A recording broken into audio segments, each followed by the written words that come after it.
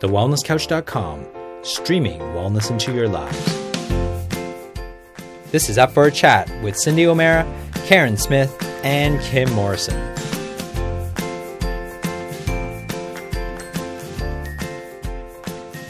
Here we are, up for a chat about the hottest topics that are important to you, inspiring you to awaken the change within. I'm Karen Smith. I'm Kim Morrison. And I'm Cindy O'Mara. And welcome to today's episode of Up for a Chat. We are so excited to welcome the beautiful Melissa Ambrosini to join us on the show today. Because Melissa brings to the show, I think she brings a certain lightness and love and magic with her message. And as somebody who has been a very close and dear friend of Jess Ainscough, we are really honoured to be able to share this space with you, Mel, because Jess is so close to all of us and we still feel her as if it was yesterday. And it's so beautiful to be able to still stay so connected to her through you and through each of us. So we just want to talk about everything that you know and everything that you've done with Jess and everything that you've created in your own life, because from what I can see looking at your website and what I know about you is that there's a real synergy and a real connection between the two of you that really, when the two of you are together, it really creates so much potency and so much light in the world that we really want to be instrumental in making sure that that continues and that her legacy continues to live on beyond her passing through us and also obviously through you. So we thought there would be nothing more magical than to share what you're all about with all of our listeners so that we can continue to light up the lives of everybody on a day-by-day basis. And it becomes a really magical journey of expansion and growth and self-love and commitment to ourselves and to each other through each other. So welcome to the show, and thank you so much for being a part of something so special. Thank you so much for having me. I'm so excited. All right, Melissa, I have a question for you because we've lost Karen a little bit. You okay, honey? You're good. Yeah. So it just brought a tear to my eye because it felt so special and so beautiful to have Mel here as I was saying all of that, and it just brought a tear to my eye. So forgive my silence as I mop up my tears. And it's not like you to be silent, darling. I know. That's why I thought I better say something. All right, I'll start with the question. Melissa, how did you get on this journey? You know, you're young, you're not like us Earth Mums, as we're now called. But you're very young. And so tell us how your journey started. What were you like before your journey started? So let's go through the whole thing.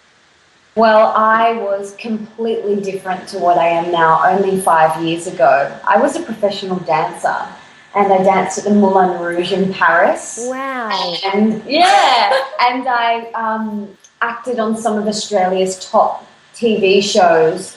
But it was always a slog. It was always a hard life. And although on the outside I looked like I had it all together, I was really dying on the inside. I was battling an eating disorder and depression and was really unhappy. And I ended up in hospital with a serious viral infection, along with chronic fatigue, thyroid problems, low vitamin and mineral deficiencies, and high mercury, and all sorts of awesome things. But when I was lying in hospital, I kind of had this profound realization that this wasn't what I was meant to be doing in the world. And I reached out to Jess, actually, and I'd been introduced to her a few months beforehand. And I was just totally blown away by her beauty and courage to challenge the status quo, and her bravery and her fearlessness. And I reached out to her, not really expecting a response, and she wrote back immediately, just weaving the page with her beautiful words of wisdom and inspiration. And I just said, this is what's going on with me, and I would love to have any advice, or, and she just poured her heart out to me and gave me some great advice on how I can heal myself naturally. And from that moment, I thought, if she can do it, I can do it.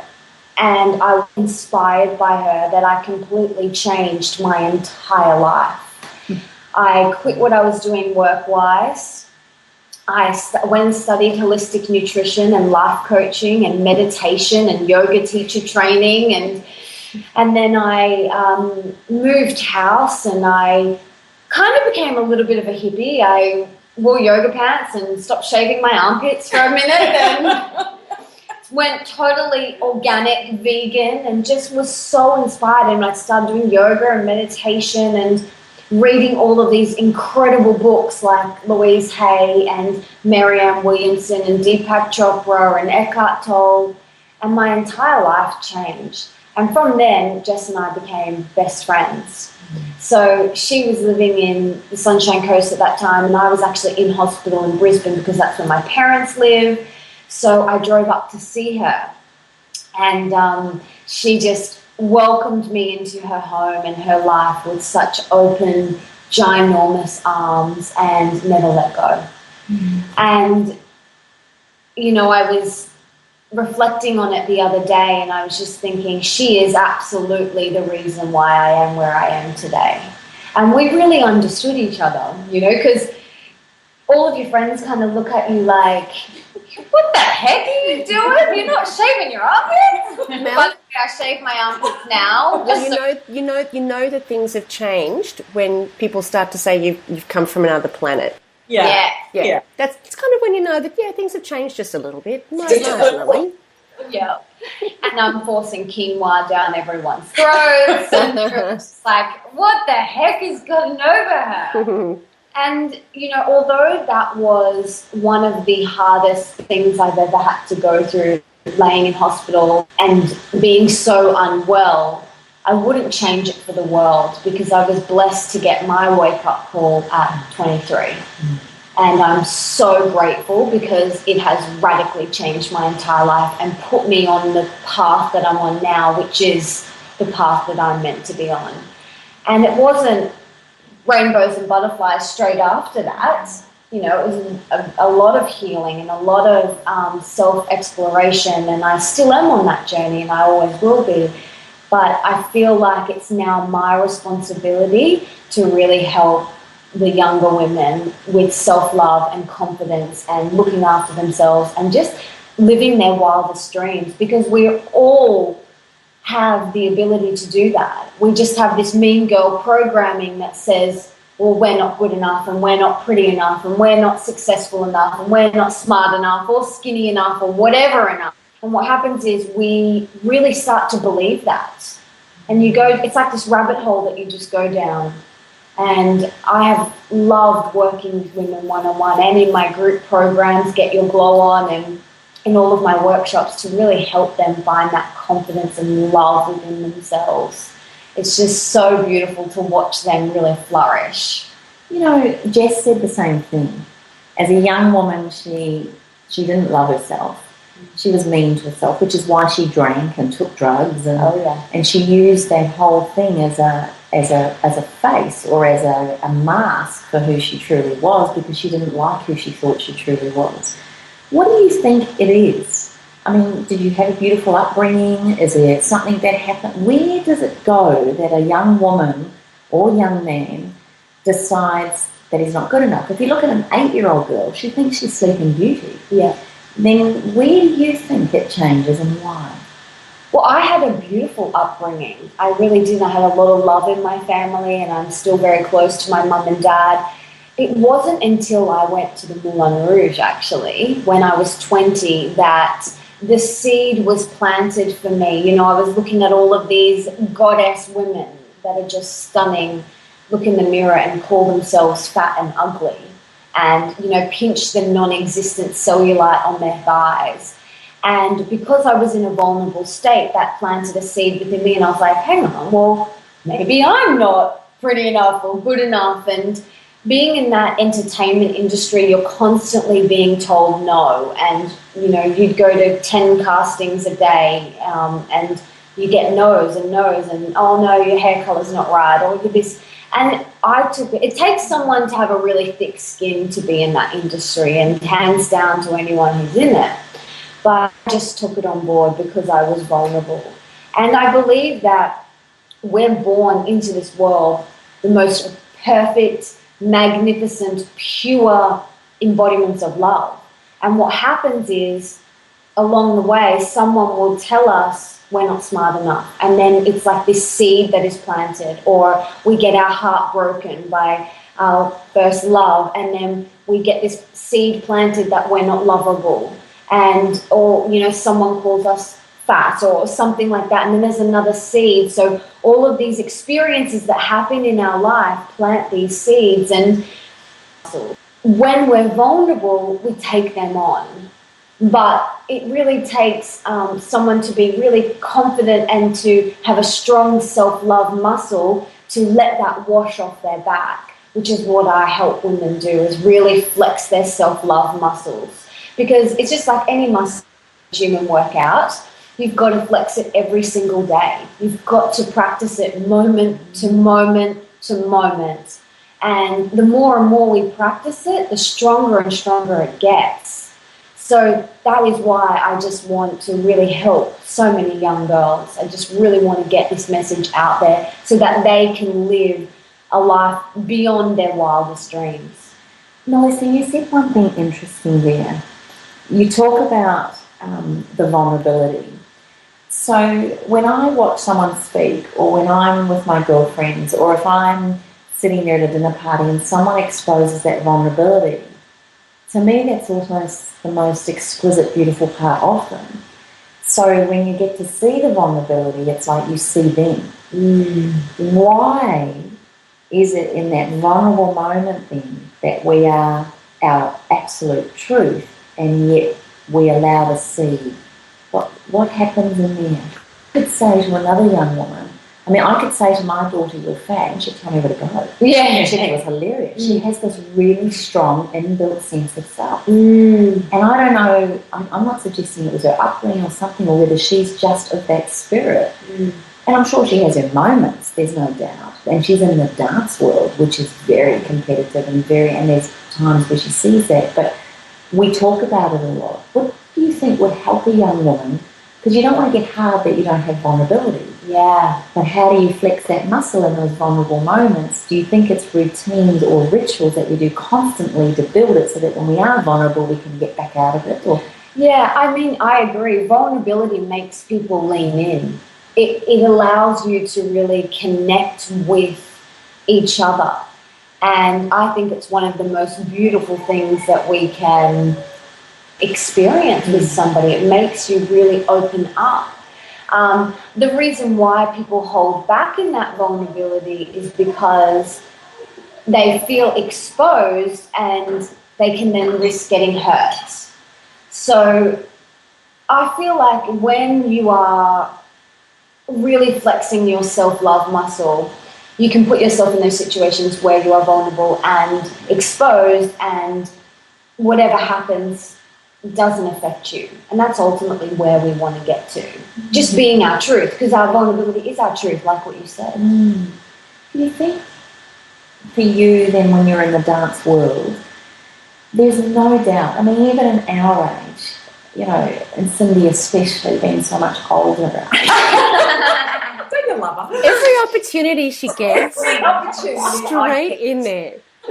You just, it's hilarious. Yeah. But to be honest with you, we three have our self-doubt. We sometimes don't think we're good enough. I think the difference for us now in our 40s and 50s is maybe we don't stay there as long. Exactly. Or we have a girlfriend. We've actually enrolled each other, probably without even actually saying it, have we, as our coach. So the minute one of us falls into that vulnerability, we honour and respect it. But then there's this little, right, Time to move on. That's enough of that then. Enough of a pity party. does your tribe matter? You know what, I love that. I love that what you said. I just want to go back to what you say about you don't spend as long there anymore. And that's what practicing self-love moment to moment helps you get better and better at. So I remember I would sit in a pity party and suffer for weeks, months, and it gets less and less. And maybe sometimes it's a day if I'm feeling really crappy, or, you know, it's like an hour or 10 minutes or like even a few moments, and I'm like, hang on a minute, snap out of this. Or like you, I have my husband who will kind of be my mirror and go, hang on, can you see what's happening right now? Can you see? Can I just say, anyone would love your husband to be their mirror. That would snap me from anything depressing in an instant. Oh my goodness. He's beautiful. Actually, Yeah. now that we're talking You're about hilarious. now that we're talking about your husband, I want you to tell our listeners about your wedding. Because you, like, and I think this is what we do. We think there's this stereotyping. You know, there's the stereotyping of the wedding. And actually, I was having a conversation with someone this morning about it. And we were talking about back in the, 1850s, there were slaves. And, our mind was numbed and everything like that. And they went, oh, thank goodness we live in a new age. And I went, I don't think it's any different. I'm sorry. But from the day we become pregnant with that newborn and all the stereotyping that we have to do to the wedding, to then the next pregnancy, everybody thinks that we should be doing the same thing. And what I love about you is how differently you did your wedding. Would you like to explain why you did it and how you did it? Yeah, I last April, and First of all, before you say you got married, had you healed yourself in order to attract him? oh shit, yeah. There is absolutely no way I would have been able to call him in if I wasn't overflowing with love. Love within that. myself. Awesome. Absolutely no way. And he was the same. And we actually had very, very similar stories. At the exact same time, he was really sick in hospital. He had meningitis and fibromyalgia and chronic fatigue, and he had all sorts of things. So we were sick at the same time. We both did a lot of healing, and we believe that we've known each other for years as well. And we came together, and it was just magic, and we got married 6 months later. April the what? April 19th. So almost a year. Yay!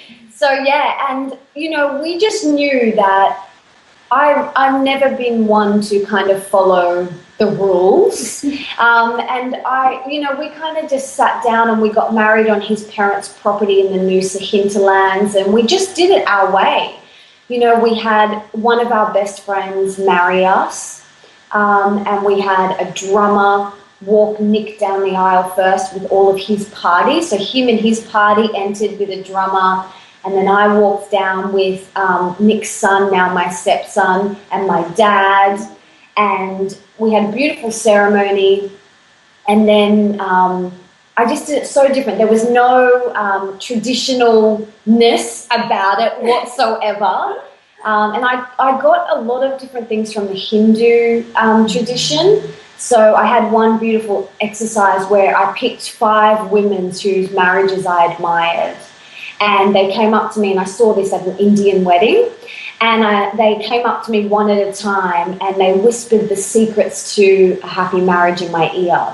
So I had like my mom and my mother-in-law and my nonna, who doesn't really speak much English. And then I had 2 friends and my sister-in-law just whisper the most magical things in my ears. And I was like a mess. The tears were flowing. And it was just so beautiful. It was really, really beautiful. It was an alcohol-free wedding. It was all organic. We had a fire dancer. Let's just go back to alcohol-free. I don't want anyone to miss this. Because it's unique, isn't it? It is very unique. And when you told me this, I went, well done. Because everybody expects to get pissed at a party, especially. And you just said no alcohol. And I want to commend you on that. I just think that was amazing. And the fact that then you then went further and nourished the people that came to celebrate your wedding with beautiful foods. Yeah. Everything was organic and gluten-free, dairy-free and sugar-free. We had a beautiful raw dessert bar. Our wedding cake was a raw chocolate and cherry cake. And you know, everyone got coconuts with cool funky straws on arrival, and we had a kombucha bar, we had a smoothie bar, we had an organic herbal tea station. That sounds blissful to me. It was amazing. And the reason why we chose not to do the alcohol is because Nick and I, neither of us drink. And that was a choice I made after I was really sick, and I just stopped because I was so unwell that I needed to heal myself. And the first 3 months was incredibly hard because I was a party girl. Then I just got so used to it that I was like, it doesn't even bother me anymore. So we just wanted to offer everyone a really different experience. And the day was about a celebration of Nick and I finding each other again in this lifetime. And we wanted it to be all about love. We called it the Love Fest. And we just wanted it to be all about love and celebrating our love. So it was so beautiful. And there was a few people that were a bit scared about coming to a wedding, a dry wedding. There was a few, I must admit. But, you know, the messages and the emails that we got afterward were like so heart-opening from people who, you know, aren't really even on this spiritual path. Were just like, that was the most beautiful thing I've ever witnessed in my entire life. Like, you could feel the love. And these people don't even say this type of stuff. So it was so beautiful for us to witness that. And, yeah, it's just been amazing. And I love rewatching the video and reliving it all the time. It was beautiful. Tell me, if I was to say to you now, give me an example of your day pre-20, and now give me an example of your day as you are now. Okay, pre-20. Let's say a weekend. Actually. Oh, God. Yeah, go on. Okay. Friday night specifically, just. Well, it was, you know, I lived for the weekends. That was my savior. It was like all week it was about where we were going to go, what drugs we were going to get, and how much alcohol we were going to drink, and what outfit I was going to wear. And it would come Friday night, and it was just, you know, out partying all night. Saturday was a recovery on Saturday night, and Sunday it was recovery all day. And it was just like laying around, wasting your life, eating God knows what, McDonald's, KFC, all those sorts of disgusting things. And feeling incredibly empty, really, really empty and lonely and miserable. And you just lived for the weekend, and it was just a horrible feeling. Now my life couldn't be more different. You know, every day I wake up and the first thing I say to my husband is, what are 3 things you're grateful for? And he says 3 things he's grateful for. Usually I'm on there. And then I do the same, and our morning is always started with a meditation and yoga. We practice TM meditation. So we meditate twice a day, 20 minutes. We do yoga, or I'll go for a walk, or I'll go to a bar class.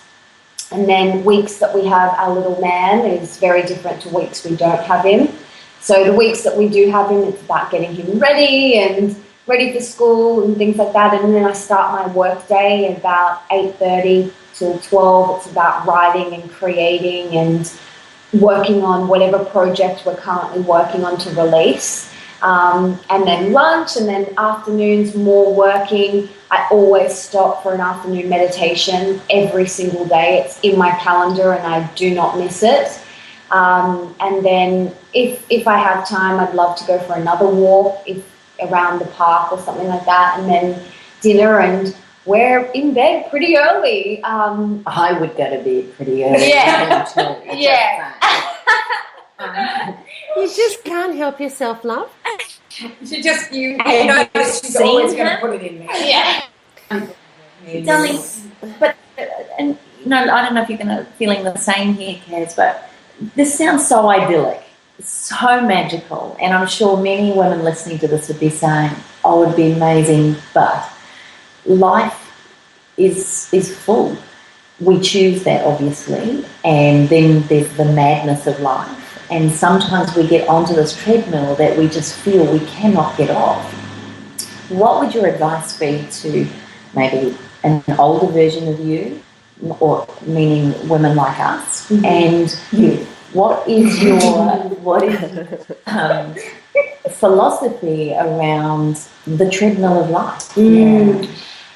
My first piece of advice would be, know deep within your heart that you have a choice and that you are constantly making choices every single day. I remember when I was feeling so depressed, I felt like it was out of my decision. Like I didn't have the choice because I was suffering. But when you really realize that you are making the choices every single day to live your highest self, as your highest self, it's really quite empowering, but it can also be quite confronting, because then we have to take responsibility for the mess that's in front of us, if there's a mess.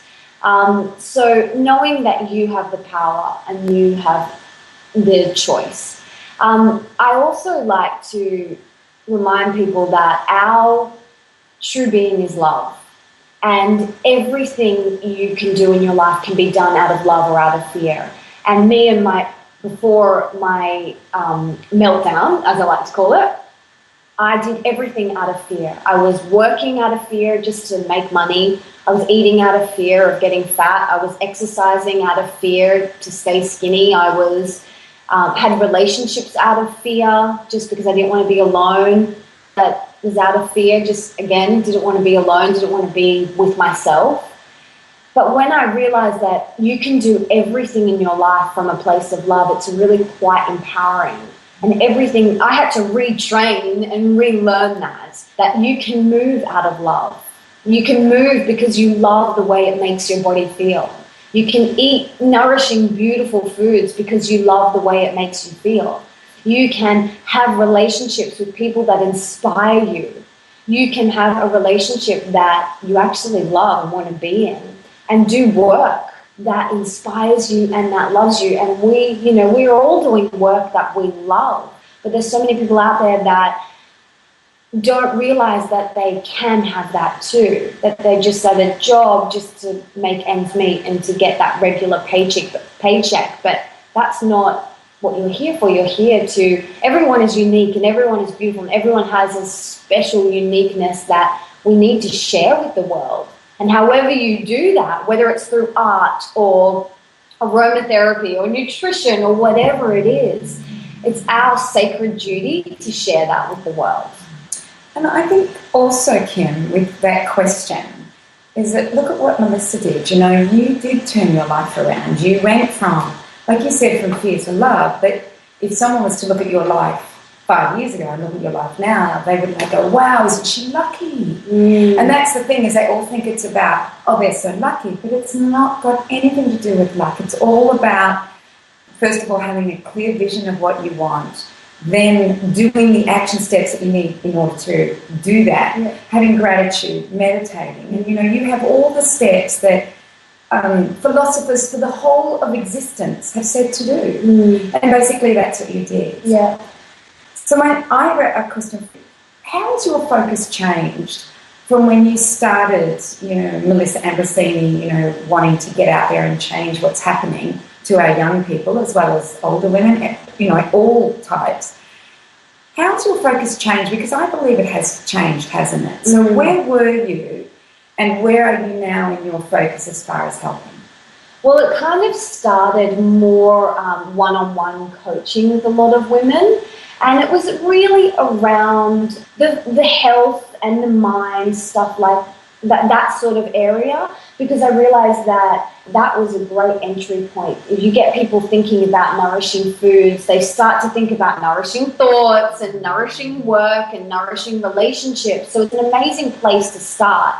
But over the past, I've been doing this now for almost 6 years, and over the past 6 years, it's really about helping women become fabulously healthy and bursting with love area of their life.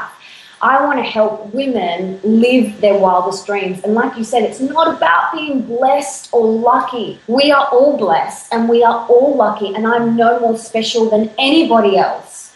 And no one else is more special than me. I just had the balls to go, you know what, this isn't good enough. And like Jess and like you guys, we're like, no, let's just do it. Let's go out and live our best life. And we all have the ability to do that. And it does kind of grate me a little bit when people say, oh, you're so lucky, or I'm blessed, or this. And I'm like, no, I've worked my buns off. Like every day I show up to my meditation cushion, every single day, even when I don't want to.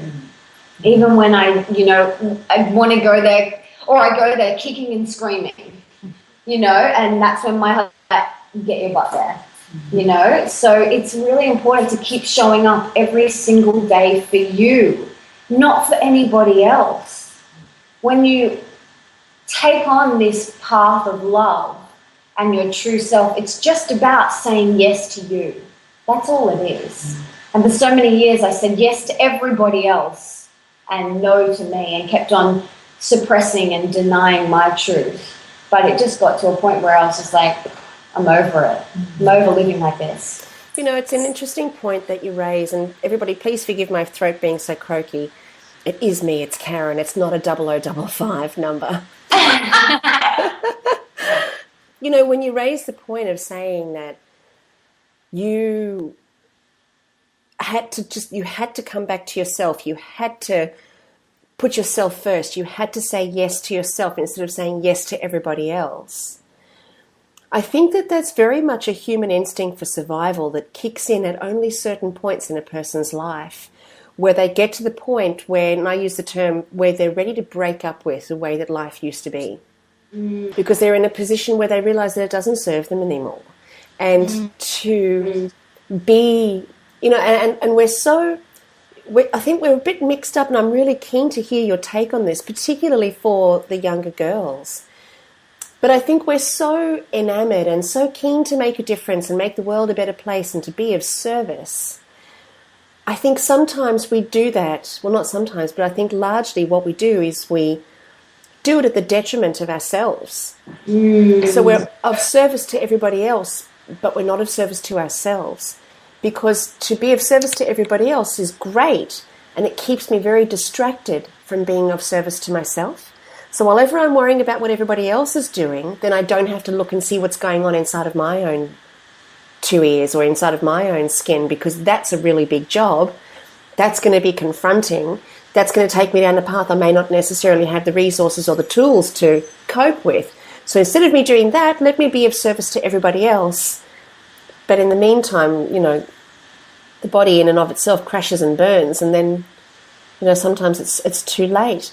It's an interesting perspective, and I'd love to hear your thoughts on that whole being of service to self and being of service to others, and how, what you think balance looks like. Yeah. For that. It's a really good point, and I have a lot of mamas say this to me. And, I love that analogy when you're in an aeroplane and you've got to put your air mask on before you help the child next to you.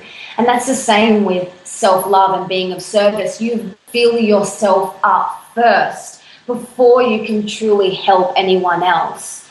Otherwise, it's like a cup of tea. If the cup of tea is only half full, you don't have much to give around. But if your cup of tea is overflowing, you've got heaps to give around to people around you. And that was something that I really had to unlearn. I watched my mum all my life just give and give and give and people please and put everyone else first. And it really ran her into the ground. So I had to really unlearn that and find a nice balance of filling self up first and then being able to give to somebody else. I know that if I'm not full, I am not the best wife, the best stepmom, the best friend, or the best boss or the work colleague. I'm the shitty, half-assed version of Melissa. And no around that. I'm cranky and I'm tired. No one wants to be around that, and no one deserves to be around that. So that's why with my daily rituals like meditation and yoga or just connecting with nature for 15 minutes, going for a walk or diving in the ocean or just feeling the sun on my face all it takes is 15 minutes to fill me back up, and then I can show up to everybody as the full overflowing version of Melissa. And it's a daily thing that we have to do.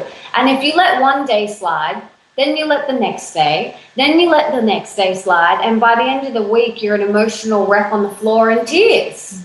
So it's a matter of really coming back and committing to self.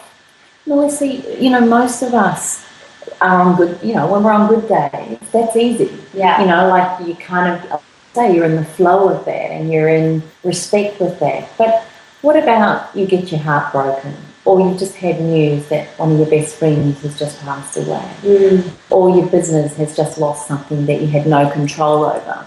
What do you do on those days? Those things are always going to happen as well. There's always going to be different incidences that happen in life.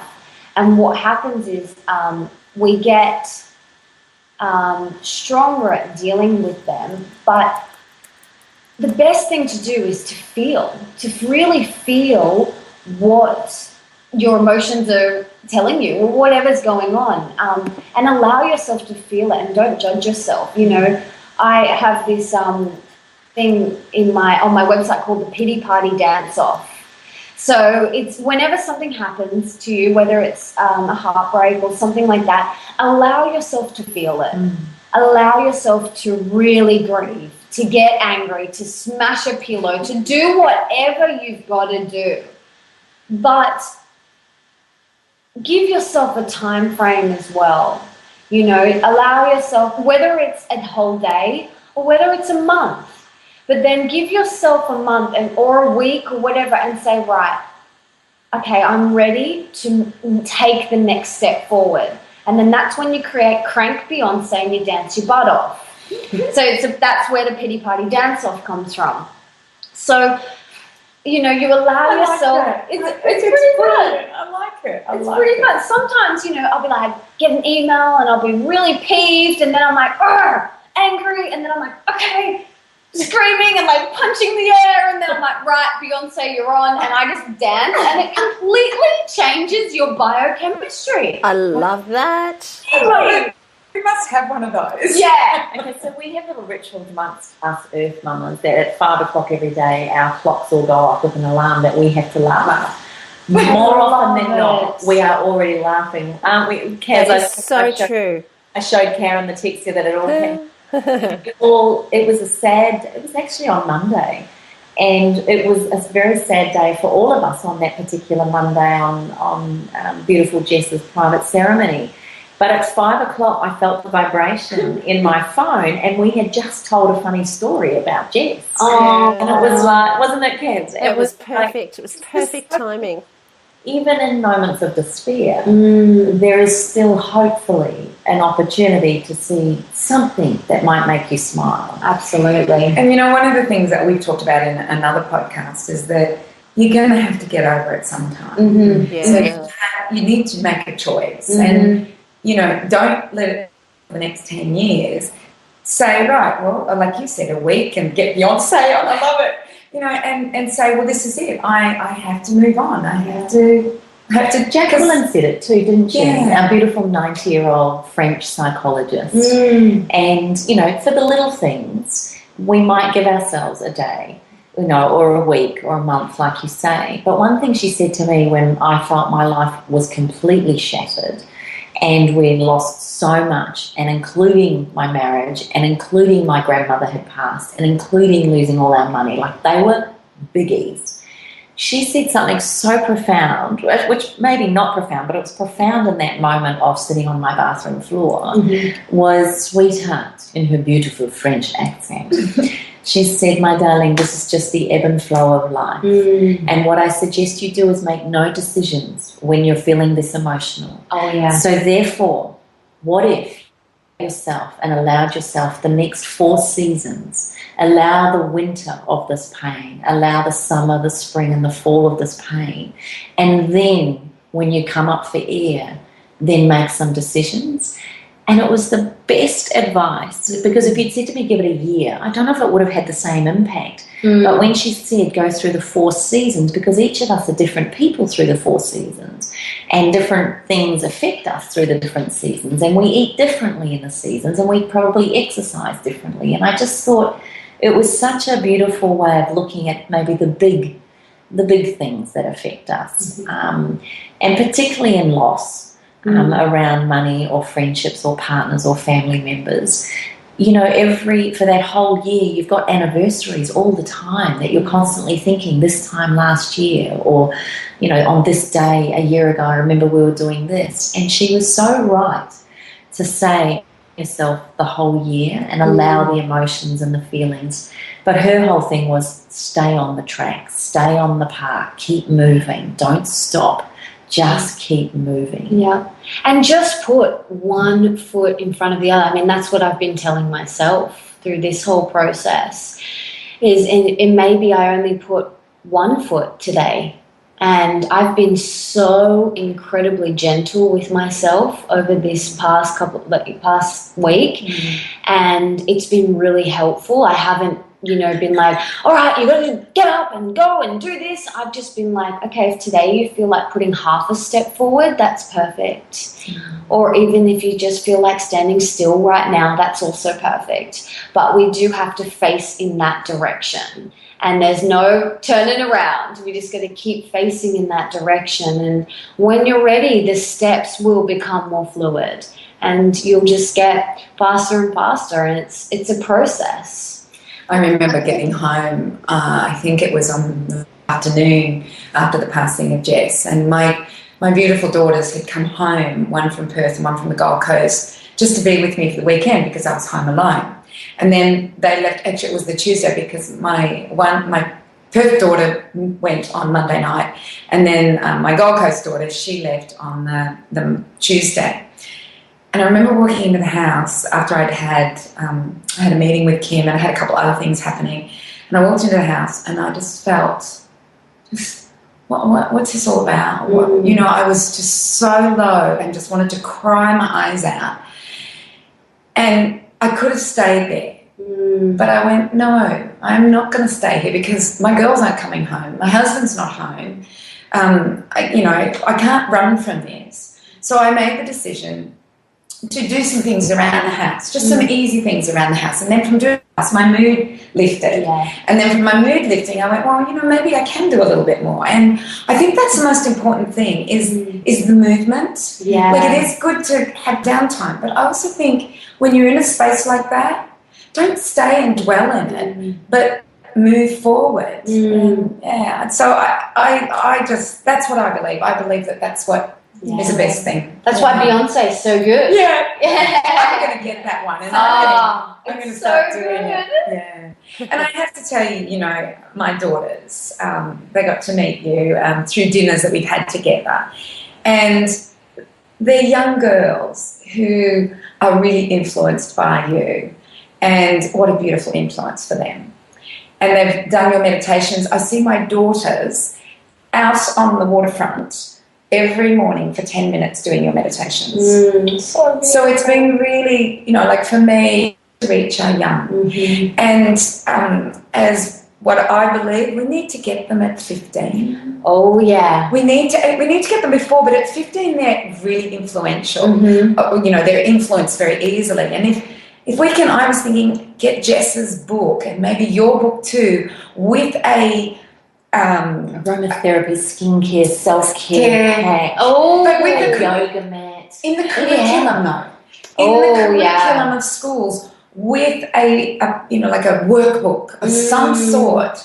You young girls getting to that age group, we may help those ones that are, I hear about suicides with these young girls. I know. And I think, life's not that bad. I know. It's actually can be really fun. I know. And you hear these young girls that are committing suicide. Or, eating disorders. Eating disorders, cutting, everything. And if we can get them on track, then the world will be a better place and there'll be more people that will be happy in what they're doing. Because at the moment, you're right, there's just not that many happy in what they're doing. Imagine if there was a class at school, in high school, titled Self-Love. and another one meditation, and another one, yoga.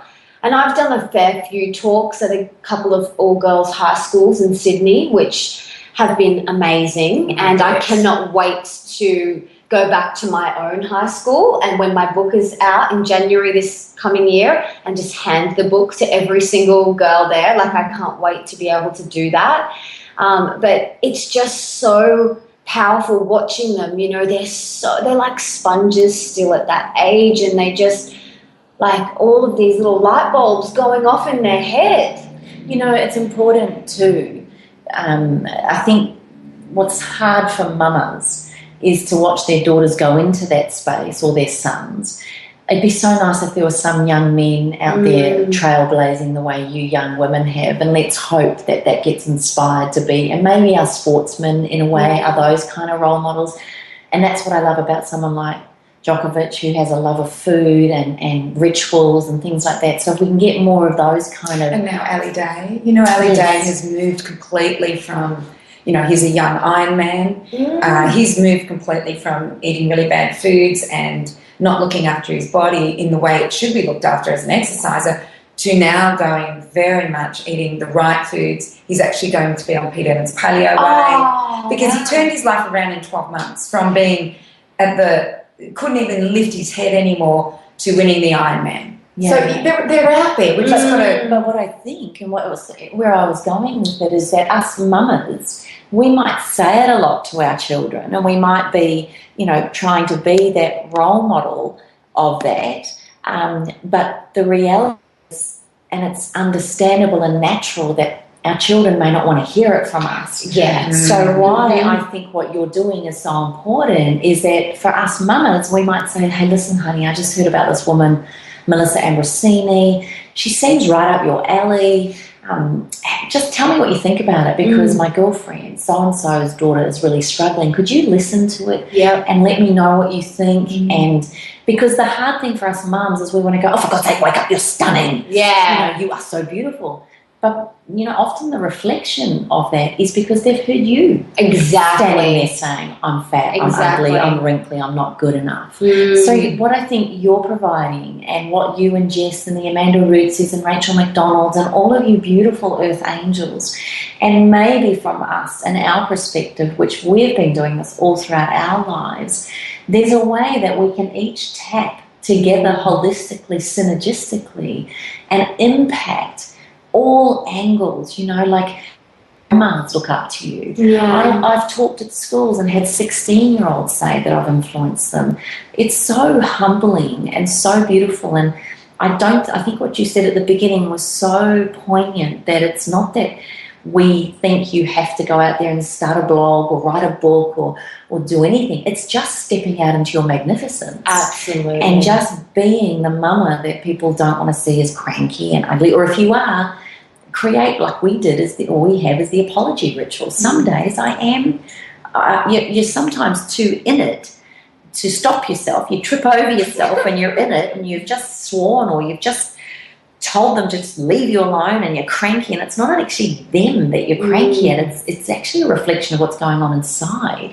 So having those little hooks and anchors to pull yourself back, and being okay to say sorry to others. I think where I wanted to go with that is please keep going. Please keep being the trailblazer that you are for our beautiful younger women. And then the women like us, maybe that are older than them, can also be the backup of that, or vice versa. You younger ones become the backup of future generations for our age to go, there is hope. So what I want to ask you, my darling, how have you coped with Jess's loss? I mean, cope is not a great word. How have you forged forward? And what would be your number 1, 2, or 3 self-care technique? I know you just said before you've been gentle on yourself, but some people in the moment, they can't go away for a week and do that. What would you recommend, and what have you done for you, and what did Jess mean to you? So many good questions. The most powerful thing I've done is been present and just continued to allow myself to feel whatever it is I'm feeling in that moment, and just keep putting one foot in front of the other. But it has absolutely brought me to my knees many, many, many times. But I just have allowed myself to fully be vulnerable. Like, no protecting. I've just been in a parking lot, and if I felt to cry, I'd cry. Or if I've been in a shop, I've just been really honest with myself. And I haven't ever been dishonest with myself ever. So it's been a really powerful experience for me. And just allowing and not sugarcoating it as well. You know, if I see someone and they're like, "How are you?" You know, I have just been like, "I'm okay." Like, I'm not going to pretend to be okay and be brave or be strong when I'm not feeling that. I'm just going to be honest. So it's taught me, once again, she is my biggest inspiration, and once again, she teaches me my biggest lessons, always. And it's so ironic that she has, always. And even now. Even now. Still to this day, she is teaching me my biggest lessons, and something that I keep, because there's been moments where I'm like, I don't want to do this anymore. I just want to close my laptop and run away. But I've connected back to, what would Jess want me to do? What would she want me to do in this moment? And how would she react in this moment has been really helpful. And I have been so to have been able to have the space to just be, and being able to push back things and just allow myself to be. For a good 2 weeks, I have that, which is amazing. So if you don't have that space, I guess the best thing that you can keep doing is just checking in and just being honest and present and truthful with how you're feeling, and just always coming back to you, okay, all right, I'm feeling a bit overwhelmed, or I'm feeling quite sad. Just taking a moment for you and just being. Don't push it down, because I think when we push down, it's only going to explode like a volcano. So just allowing yourself to feel every emotion, and you'll feel everything come up, and it's, it makes me feel alive as well at the same time, although it's quite hard.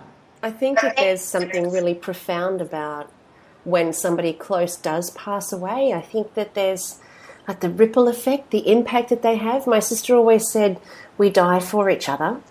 And I never really understood what that meant until I lost so many people. And then I started to understand that actually the massive impact that it has when people close to us pass away can't be ignored. Like, you can't pretend it's not happening. And so when you do that, as you say, Mel, and you actually do just sit in the pain of it, you do just sit with whatever's there, then you get to see the message, if you like, that kind of was their parting message or their parting desire for us, in a way that really has it's the only way that that level of transformation can actually occur, is with something so huge and so big and so painful and so massive in a person's life as to lose someone that they love. You wouldn't get the message otherwise, I guess, or we wouldn't get it in the context of it being life-changing rather than just changing a mindset for a short space of time. Oh, yeah, absolutely. I don't think, Karen, I think you have to be really... What was that, Cindy? I missed that bit, sorry. Sorry, I don't think many people see it that way. I actually think you have to try and help people see it that way. Yeah. And often it's in hindsight, of course, that you actually see it. And, if you'd said to me that the death of my mum and sister were something that was, I don't know, beneficial, I just would have said, no, it's not. The two most important people in my life, or two of the two most important people in my life. Oh, yeah, Kim's looking at me as though, well, what am I, ham sandwich? That's why I changed. No, I have a lot of important people in my life, but they were two very key people in my life. but in hindsight, they gave me the greatest gift of all. So I think we have to remind people that in death there are so many lessons to be learned, and we don't know what they might be, but if we look out for them, they actually give us the greatest gifts of all, birth and death. You know, we come in one way and we go out the other way. And, you know, Kim and I were at the passing of Jess, and it was a gift, wasn't it, Kim? Yeah. And I hate to say that, but it was. It was, it's bringing me to tears now, but it wasn't about the sadness of it. It was about what she showed us, her strength, her peacefulness, her dignity, her grace. I don't know, there was just, and a presence in the room that was love, was unconditional love. And she spoke through us all, because we would say things and we didn't know why we said it. We would just say something and I'd look at Kim and go, where did that come from? I don't know. Something just made me say that, and Yvette was the same. And so, you know, it's I think really, really wonderful gift that we are given to teach us lessons. Yeah. And you being so young, Melissa, you know, you probably haven't been through a lot of this. But as we do get older, we go through more and more and more. And yeah, I think we have to see it for more than they've just gone. Because Jess is around. Everywhere. Like, she's just blowing us all away with the little things that we're feeling and getting from her. And her essence is absolutely everywhere. I feel it all the time. I feel her laughing, you know, next to me, and I feel her, you know, in the clouds and in the beautiful sunrises and sunsets and the flowers, and it's just, it's taught me so much already about life. So for that, I'm grateful. I remember Talon saying that she always wanted to know what the lesson in her life was all about. You know, what was the lesson? Was it you who said it more than Talon? I just remember we were all around. And it was you, wasn't it, who said this? Maybe it wasn't her lesson, and maybe it was everybody else's lesson that she was teaching. Yeah. And I thought, you know, we always look for the lesson in life. We always go, oh, what's the lesson in this? What am I meant to learn? But maybe it's not about us. That was Karen. Was it you, Missy? Actually, no. I'm just trying to think back to that conversation. It was Talon. That was the first thing that he said when we sat down with him. Yeah. He said, you know, Jess was always looking for the lesson in everything, but as it turns out, she was everybody else's teacher, and she was teaching all of us the lessons. She was an amazing teacher. Yeah. She still is an amazing teacher. And, you know, through social media, you know, I've seen a lot of positivity. Like, you can hear people just oozing with, oh, my gosh, we were so blessed to have her, and wasn't she beautiful? And then on the other flip side, you see some pretty nasty comments. And I realise now, I don't even look, like if I see a nasty comment, I just go, well, that's what you see in you. That was not Jess. Oh, yeah. You know Jess. And for the people who saw the beauty in Jess, that's what they see in themselves. And I realise that now, so I'm not offended by what they're saying, because I realise they're just seeing what they see in themselves, as you always say, Karen. Nice work, Cindy. I'm sitting here punching the air going, River, look at you go. Yeah. Well, do you see that? Yeah, Melissa, that's what everyone sees in you, my darling. The potential of our own innate beauty, the youthfulness, the glass half full, the actual ability to know that you have a power to influence in a positive way. And I don't think any of the work that any of us do is about helping others as such. I really don't think it's about helping others. It's about us being the example so that others can see the reflection of that in them. And if I was to ask you to wave a magic wand, what does the next 10 years, 20 years, what does the rest of your life look like? Oh, I hope she's going to go longer than 20. Let's say the next 100. No, 20. Yeah, 20, the rest of your life. That's a really good question. If I can live each day feeling full of love and laughing at least a couple of times hysterically, Not just a little giggle. I'm talking about belly roars. And I can put my head on my pillow at night and say, I have loved, I have been love, I have showed up as love, and I have laughed my pants off, then I'm going to be pretty content. Yeah. And, you know, when I was setting my, at the start of the year, Nick and Leo and I were setting like little resolutions, and mine was to belly laugh every day. And I just said, boys, this is what I want to do every day is belly laugh. And so when we get into bed, and if I haven't belly laughed, they make sure I've belly laughed. Whether it's tickling or something like that, or, you know, something, I don't know, random. But it's just really beautiful because that's what it's all about. We can get so serious and life can become so hard, and like we feel like we're pushing a cement truck up a hill, and, you know, we can get like so stressed about our work and what we're doing in the world. And don't get me wrong, I feel like that sometimes. But what matters is, have I loved, am I being, and am I giving love? That's all that matters. Can I keep her? Can I take her home? Can we keep her? Can we? Oh, beautiful. I think we need to coat you in icing and pop you on top of a cake.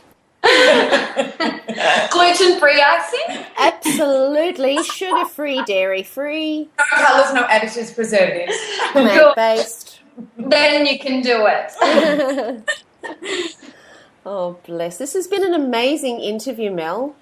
Honestly, you're just this little fountain of youth, but also fountain of beauty and exuberance, and love is your primary mode of operation, and it's so obvious. It's beautiful. Thank you. And I've heard so much about you beautiful women from Jess. I mean, obviously I've known Cindy, but too, I've just, you know, she just loved you both so much, and I couldn't wait to meet you guys. I really couldn't. We've had so much fun.